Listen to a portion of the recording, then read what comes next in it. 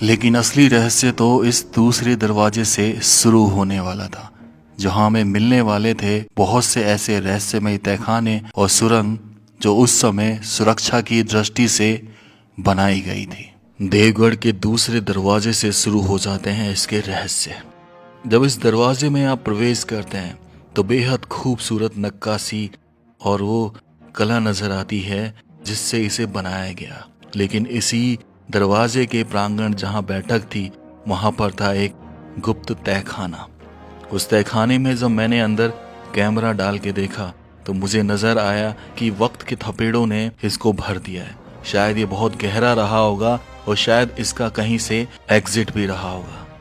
लेकिन ये चीजें देखकर दिल को बहुत अति प्रसन्नता होती है कि हमारे राजा कैसे थे। लेकिन आज हम इसकी रख रखाव बिल्कुल भी नहीं कर सके। इसके बाद मैं बाएं और दाएं दो ऑप्शन मेरे पास होते हैं कि बाएं जाना है या दाएं, लेकिन मैं डिसाइड करता हूं कि पहले बाएं भाग देखेंगे फिर उसके बाद दाएं भाग देखेंगे। बाएं भाग में मैं प्रवेश करता हूं तो अद्भुत कला के नमूनों में जैसे मैं ऐसे जा रहा हूं जैसे कि मैं यहाँ का राजा हूँ।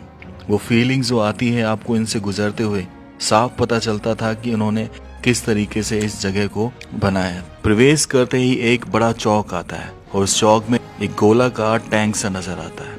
ये टैंक अवश्य पानी के लिए इस्तेमाल होता होगा। और पानी इसमें कहाँ से आता होगा, क्योंकि इसी चौक में बनी हुई थी एक बावड़ी जिसमें बारिश का पानी स्टोर किया जाता था और वहीं से पानी लेकर इसको भरा जाता था। आखिर किस काम आता था इसका तो पता हमें बाद में लगने वाला था जब हम इसके सटे हुए कमरों के पास गए। हालांकि ये एक बुर्ज का हिस्सा था, लेकिन इसकी कालिख देखकर समझ में आ रहा था कि यहाँ पर कभी राजा महाराजाओं का खाना बना करता था। यानी कि ये उस जमाने का आज से 237 साल पुराना ये रसोई घर है। और इसके कमरे में झांक के देखते हैं तो उसी तरीके से प्रोटेक्टेड बनाया गया और मजबूत बनाया गया कि यहाँ से भी आप हमला करने के लिए तैयार रहें। फिर हम इस कमरे से बाहर निकलकर वो टाका, वो बावड़ी देखते हैं जिससे यहाँ के लोगों का पानी से काम चलता था। पुराने जमाने में कला ऐसी अद्भुत थी कि बरसात के पानी का स्टोरेज इस टैंक में किया जाता था। ऑटोमेटिकली बारिश बरसती थी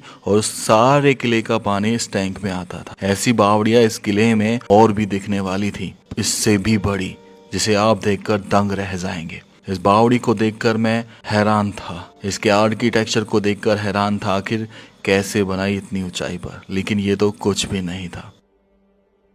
उसके बाद इससे बाहर निकलकर मैं एक बुर्ज के ऊपर जाता हूँ और उस बुर्ज से निहारता हूँ उस देवगढ़ के किले को, जो वाकई में आज भी ऐसे खड़ा हो जैसे मानो कल ही लड़ने को तैयार है। और इस बुर्ज की दीवार की मोटाई लगभग 6 फीट, यानी कि इतना मोटा आसार कि किसी तोप के गोले से भी भेदा ना जा सके। लेकिन इसी जगह एक ऐसा पॉइंट भी था जहां से पीछे से अगर कोई हमला करे तो साफ साफ दिखाई देता था। हम उस पॉइंट तक गए जहां से आज वर्तमान में सीकर शहर दिखाई देता है और पहाड़ियों की तलहटी दिखाई देती है जहां ये देवगढ़ का बसा हुआ है। इससे बाहर निकलकर बाकी के कमरों का भी हम अध्ययन करते हैं और सेम चीज पाते हैं कि ये जगह पूरी रसोई घर रही थी। इस किले के जितने भी कर्मचारी थे या कितने भी सैनिक थे, दासियां थी, उन सब का खाना यहाँ बना करता था। इससे बाहर निकलते ही हमें एक और सुरंग दिखाई देती और वो सुरंग इस पूरे किले से आपको बाहर निकाल देती थी पीछे के रास्ते से।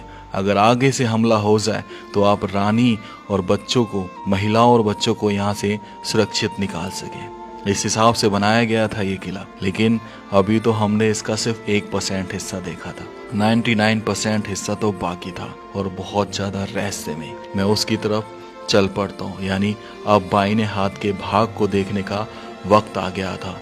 अब तीसरे दरवाजे की तरफ बढ़ने का वक्त आ गया था जहाँ बहुत बहुत सारे रहस्य छुपे हुए थे।